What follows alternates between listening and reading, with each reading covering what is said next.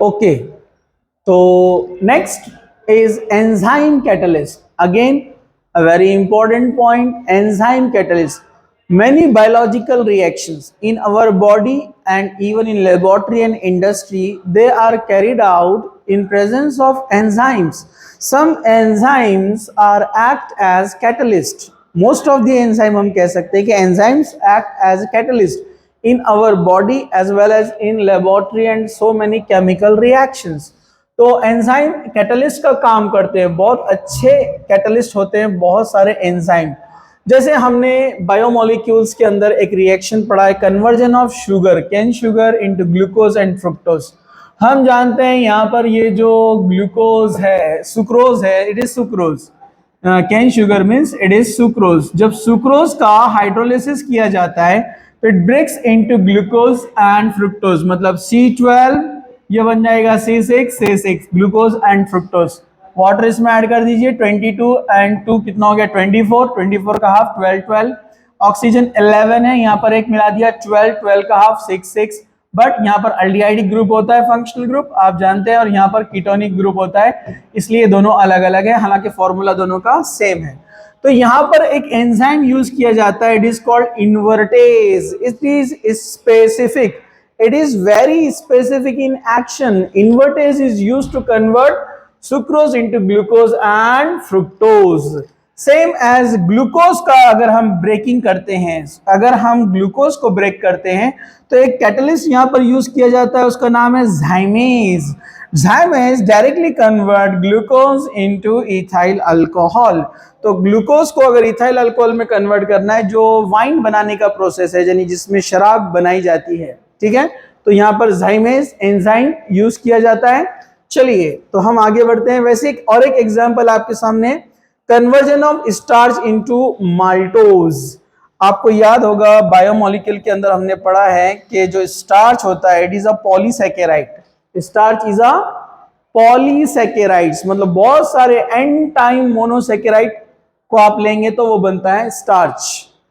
Okay, ये जो है हमने इसको डिटेल में पढ़ा है कि स्टार्च होता क्या है।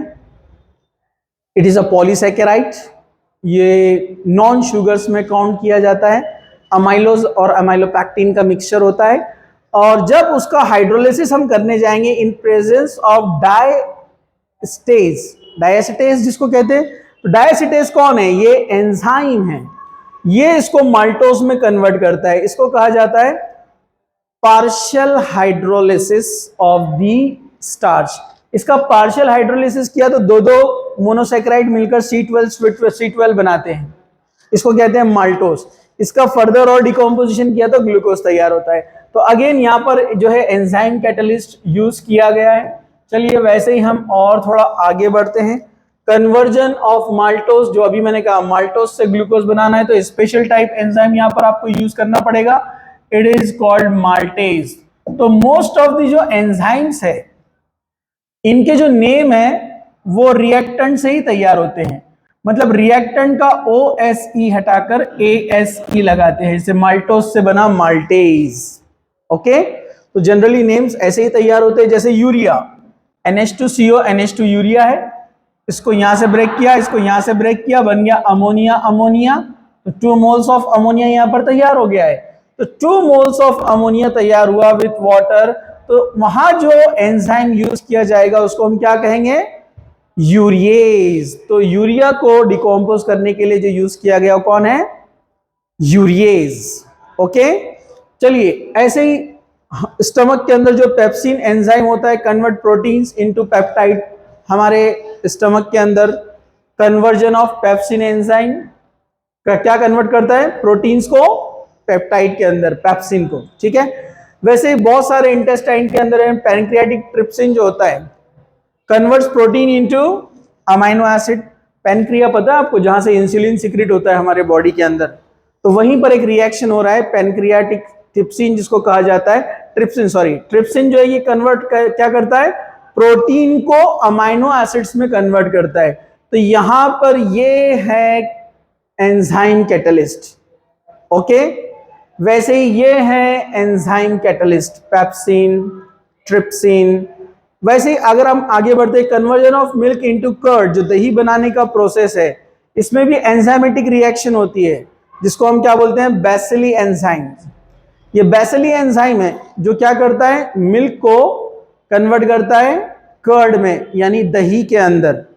ओके, तो ये एंजाइम काम करता है, जिसको बायोमोलिक्यूल के अंदर हमने स्टडी किया है कि एक्चुअली जो मिल्क होता है ये टर्चरी स्ट्रक्चर होता है प्रोटीन का, और वो ब्रेक होकर प्राइमरी स्ट्रक्चर में कन्वर्ट हो जाता है। और ये कौन सा रिएक्शन है, इरिवर्सिबल, वापस से नहीं आ सकते हम, एक बार कर्ड बन गया वापस से मिल्क नहीं बन सकता है। ठीक है, तो ये भी हमने पॉइंट पढ़ा है। अब चलिए हम थोड़ा और आगे बढ़ते हैं, ये इसके एग्जाम्पल्स थे। ये हैंड टूल ले लेते हैं यहाँ पर हम। ओके, ये आपको टेबल सामने दिख रहा है कुछ एंजाइम्स के, जैसे इन्वर्टेज, इसका सोर्स है यीस्ट। यीस्ट पता है ना आपको, खमीर जो होता है, जो बेकिंग पाउडर में, बेकिंग प्रोडक्ट्स यानी बेक प्रोडक्ट्स में यूज किया जाता है बेकरी में। ठीक है, तो इसका काम क्या है, इन्वर्टेज का, सुक्रोज को ग्लूकोज एंड फ्रुक्टोज बनाना है। ठीक है, ज़ाइमेज, बायो के अंदर तो बहुत डिटेल में दिया हुआ है, ज़ाइमेज भी यीस्ट से मिलता है, ग्लूकोज को इथाइल अल्कोहल बनाता है। माल्टेज अभी देखा हमने, तो ये कहाँ से मिलता है, ये माल्ट से अपने को मिला है पॉइंट, डायएसिटेज, डायएसिटेज क्या बनाता है, स्टार्च से माल्टोज। वैसे ही यीस्ट, ये खुद इसका सोर्स है, तो यहाँ पर एंजाइम कौन सा है, माल्टेज, जो कि माल्टोज को ग्लूकोज बनाता है। इसी तरह यूरियस देखा हमने, इसका सोर्स है सोयाबीन, तो ये यूरिया से अमोनिया और कार्बन डाइऑक्साइड बनाता है। पेप्सिन स्टमक सोर्स है, प्रोटीन को अमीनो एसिड में कन्वर्ट करता है। और भी एग्जाम्पल हमने यहाँ पर अभी देखे इसके। ठीक है, now characteristic of enzyme catalysis, इसकी जो मोस्ट इंपॉर्टेंट कैरेक्टरिस्टिक्स है यहाँ पर डिस्कस किए गए हैं। पहला, most highly efficient, one molecule of an enzyme may transfer 1 million molecule of the reactant per minute। एक मिनट में ये 10 लाख से भी ज्यादा मॉलिक्यूल्स को कन्वर्ट कर सकता है रिएक्टेंट से प्रोडक्ट में, सिर्फ एक एंजाइम मॉलिक्यूल। मतलब एंजाइम का एक्शन कैसे होता है, ऊपर देखा ना हमने अभी, जो इससे पहले वाले पॉइंट में था कि एंजाइम मॉलिक्यूल क्या करता है, एक मॉलिक्यूल के साथ इंटरेक्शन करता है, उसको प्रोडक्ट में बनाता है, छोड़ देता है, फिर दूसरा आता है, उसको प्रोडक्ट बनाता है, छोड़ देता है। तो 1 मिनट के अंदर ये 1 मिलियन से ज्यादा यानी 10 लाख से ज्यादा मॉलिक्यूल को कन्वर्ट कर सकता है। तो ये वेरी इफेक्टिव होता है। ठीक है, हाईली स्पेसिफिक इन नेचर, ये पॉइंट भी हमने देखा कि स्पेसिफिक एंजाइम स्पेसिफिक रिएक्टेंट के साथ ही रिएक्शन कर रहा है। मतलब माल्टोस को कन्वर्ट करने वाला स्पेशल माल्टो कौन है, माल्टेज। इसी तरह स्पेशली सुक्रोज को कन्वर्ट करने वाला कौन है, इन्वर्टेज। उसको इन्वर्टेज क्यों बोलते हैं, क्योंकि सुक्रोज को पोलैरिमीटर में डाले तो लाइट को राइट साइड में रोटेट करता है, लेकिन जब उसका हाइड्रोलिसिस होकर फ्रुक्टोज और ग्लूकोज बन जाता है तो ग्लूकोज का पॉजिटिव रोटेशन कम है और फ्रुक्टोज का निगेटिव रोटेशन ज्यादा है, इसलिए ओवरऑल रोटेशन क्या बनता है, निगेटिव। तो पॉजिटिव से बना निगेटिव, इसलिए उसको इन्वर्ट किया ना, इसलिए इन्वर्टेज बोलते हैं। तो वो स्पेसिफिक एंजाइम का स्पेसिफिक एक्शन है। ठीक है, थर्ड प्रॉपर्टी आप यहां पर देखें, highly active under optimum temperature, the rate of enzyme reaction become maximum at definite temperature called optimum temperature. बहुत सारे रिएक्शन स्पेसिफिक टेम्परेचर पर किए जाते हैं, बहुत ज्यादा हाई टेम्परेचर भी नहीं, बहुत लो टेम्परेचर पर भी नहीं।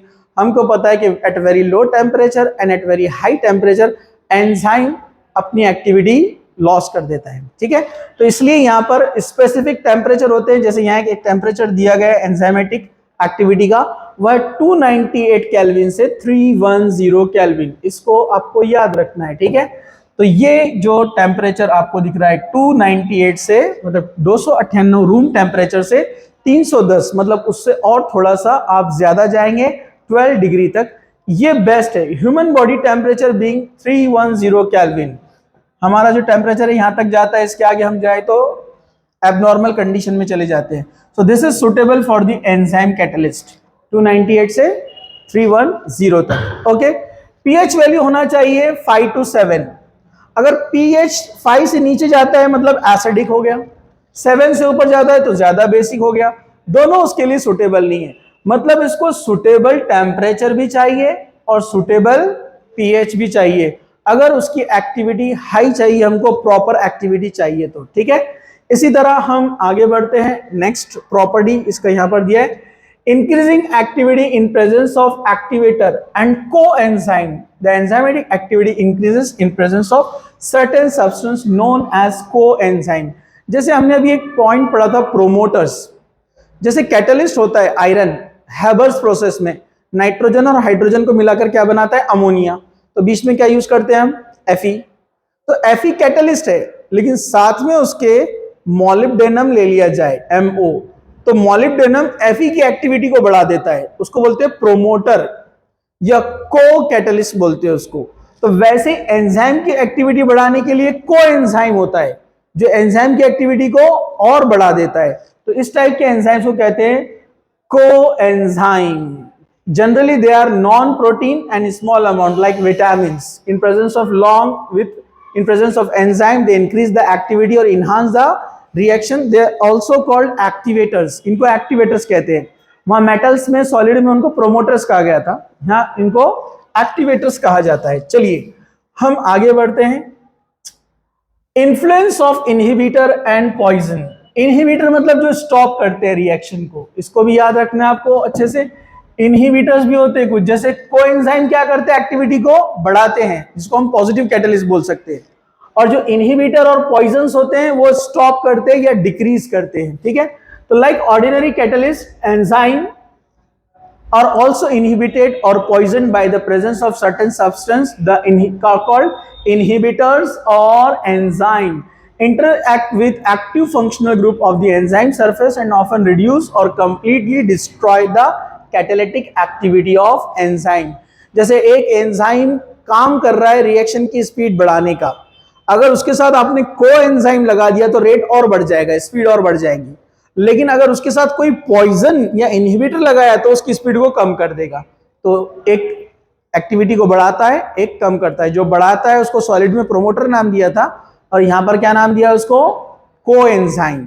और जो कम करता है उसका नाम वहां पर वही था, इनहिबिटर या पॉइजन। यहां पर भी नाम है इनहिबिटर या पॉइजन, ठीक है। चलिए अब हम आते हैं एंजाइम से रिलेटेड एक पॉइंट की तरफ, वो है मैकेनिज्म। उसका मैकेनिज्म है बहुत सिंपल है, थोड़ा समझने का। यहां पर बहुत सारे एंजाइम्स में या जितने भी कैटलिस्ट होते हैं उनमें कोई ना कोई एक्टिव पार्ट होता है, हर एक में कोई एक्टिव पार्ट होता है। जैसे सॉलिड के अंदर तो डायरेक्ट उनका मेटल सरफेस ही एक्टिव पार्ट रहता था, जिस पर आकर ए और बी बाइंड हुए थे, ठीक है। यहां पर क्या होता है, यहाँ स्पेसिफिक ग्रुप होते हैं। जैसे आप यहां पर देखेंगे ये NH2, COOH, SHOH जो फंक्शनल ग्रुप होते हैं, they are called active sites of the enzyme. And what are enzymes? Enzymes क्या रहते हैं? Enzymes are the proteins. और प्रोटीन्स में डिफरेंट फंक्शनल ग्रुप भी रहेंगे, आपको पता है। NH होता है, OH होता है, एसिडिक जो होते हैं कुछ प्रोटीन्स, कुछ बेसिक होते हैं, ठीक है। तो उनमें ये सारे ग्रुप्स तो उनमें होंगे, तो इसमें स्पेसिफिक एक्शन शो करते हैं ये ग्रुप्स।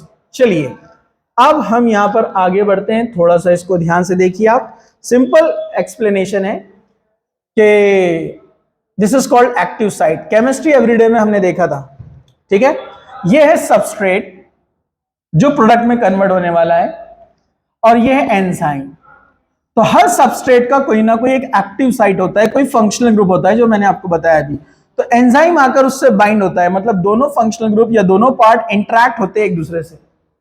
ये ऐसे एंजाइम होता नहीं है, ये अपने सिर्फ समझाने के लिए, इसको की लॉक सिस्टम बोलते हैं। ये की और ये लॉक, ये फंक्शनल ग्रुप एग्जैक्टली उसके अंदर जाकर बैठ जाता है, उसके साथ बाइंड हो जाता है। जब जैसे अपने SN2 रिएक्शन में क्या होता है, OH माइनस बैक साइड से अटैक करता है, ओके, तो इधर से Br बाहर निकलता है। तो जो OH माइनस बैक साइड से SN2 में अटैक करता है ना, वही उसका एक्टिव साइट है, समझा आपको। तो ये होता है एक्चुअल एक्टिव साइट और की लॉक सिस्टम, उसको रिप्रेजेंट ऐसे किया जा रहा है। तो एग्जैक्टली कोई फंक्शनल ग्रुप अटैक करता है एक स्पेसिफिक साइट पर, तो ये इसने यहां पर उसको बाइंड कर लिया। ये जब बाइंड होने के बाद इसको बोलते हैं E बॉन्ड S, मतलब enzyme substrate interaction. Enzyme substrate complex जब तैयार होता है उसके बाद वो ये सबस्ट्रेट का कन्वर्जन शुरू हो जाता है, कैटलिस्ट ने हेल्प किया उसको, और वो बन गया फिर प्रोडक्ट में ब्रेक हो गया, और एंजाइम एज ए कैटलिस्ट है तो एज इट इज बाहर निकल जाएगा। बस इसको मैंने ऊपर सॉलिड में अलग वे में समझाया था जो आपके सामने था। तो यहाँ पर 3 स्टेप बताए गए, ऊपर जैसे 5 स्टेप थे, किसमें, metal as a catalyst, solid as a catalyst में 5 स्टेप बताए गए थे। डिफ्यूजन होता है पहले, फिर एड्सॉर्प्शन होता है, फिर इंटरमीडिएट बनता है, फिर इंटरमीडिएट बनने के बाद प्रोडक्ट तैयार होता है, फिर उनका डिफ्यूजन, फिर सेपरेट हो जाते हैं, ठीक है। यहाँ पर 3 स्टेप में बताया, binding of enzyme to the substrate first, decomposition of enzyme into product third दिया नहीं है, एंजाइम सेपरेट हो जाएगा, ठीक है, ओके। तो कैटलिस्ट इन इंडस्ट्री, जो इंडस्ट्री में बहुत सारे कैटलिस्ट यूज किए जाते हैं, जैसे आप देखेंगे ये कहीं ना कहीं आपके सिलेबस में बार बार रिपीट होता है, हैबर्स प्रोसेस। नाइट्रोजन हाइड्रोजन क्या बनाता है, अमोनिया। क्या यूज होता है, आयरन, मॉलिब्डेनम प्रोमोटर था उसमें, मैंने बताया ना आपको अभी, आयरन कैटलिस्ट है, ये मॉलिब्डेनम प्रोमोटर है, ठीक है। वैसे 200 बार प्रेशर पर ये रिएक्शन होता है, ओके। ये इसका एक एग्जांपल हो गया। वैसे ओस्टवाल्ड प्रोसेस, ये पी ब्लॉक में पढ़ा है हमने, सल्फर डाइऑक्साइड को सल्फ्यूरिक एसिड बनाते हैं, ओस्टवाल्ड प्रोसेस। तो ओस्टवाल्ड प्रोसेस में पहले अमोनिया को 5O2 में, नहीं सॉरी, ओस्टवाल्ड प्रोसेस ये नाइट्रिक एसिड का है, ये इसका नहीं है, ठीक है, सॉरी। तो यहाँ पर अमोनिया से हम पहले नाइट्रिक ऑक्साइड बनाते हैं, फिर नाइट्रिक ऑक्साइड का ऑक्सीडेशन, इसका भी ऑक्सीडेशन किया, अमोनिया का ऑक्सीडेशन किया नाइट्रिक ऑक्साइड, नाइट्रिक ऑक्साइड का ऑक्सीडेशन किया नाइट्रोजन डाइऑक्साइड, नाइट्रोजन डाइऑक्साइड का वाटर के साथ ट्रीटमेंट किया, हाइड्रोलाइसिस विद ऑक्सीजन, बन गया नाइट्रिक एसिड। इसको हम देखने वाले हैं अभी पी ब्लॉक में कंटिन्यू। तो यहाँ प्लेटिनम और एस्बेस्टोस, प्लेटिनाइज्ड एस्बेस्टोस यूज किया जाता है एज ए कैटलिस्ट। ये कॉन्टैक्ट प्रोसेस जो मैं बोल रहा था, सल्फर डाइऑक्साइड को H2SO4 बनाते हैं, इसको बोलते हैं कॉन्टैक्ट प्रोसेस। ये आपका अभी कंटिन्यू चल रहा है पी ब्लॉक में, ठीक है, संडे के दिन। तो ये कॉन्टैक्ट प्रोसेस में सल्फर डाइऑक्साइड का ऑक्सीडेशन करके सल्फर ट्राइऑक्साइड बनता है, फिर सल्फर ट्राइऑक्साइड का H2SO4 के साथ रिएक्शन करके ओलियम बनता है, मतलब इसको डबल करके, फिर ओलियम का ब्रेक करते हैं H2O के साथ में और बन जाता है 2H2SO4। ये होता है प्लेटिनाइज्ड एस्बेस्टोस या वेनेडियम पेंटाऑक्साइड V2O5 के प्रेजेंस में टेम्परेचर ये रहेगा। तो ये डिफरेंट कैटलिस्ट यूज किए जाते हैं इन डिफरेंट रिएक्शंस, ठीक है। तो इसके बाद हम नेक्स्ट पॉइंट कंटिन्यू करते हैं।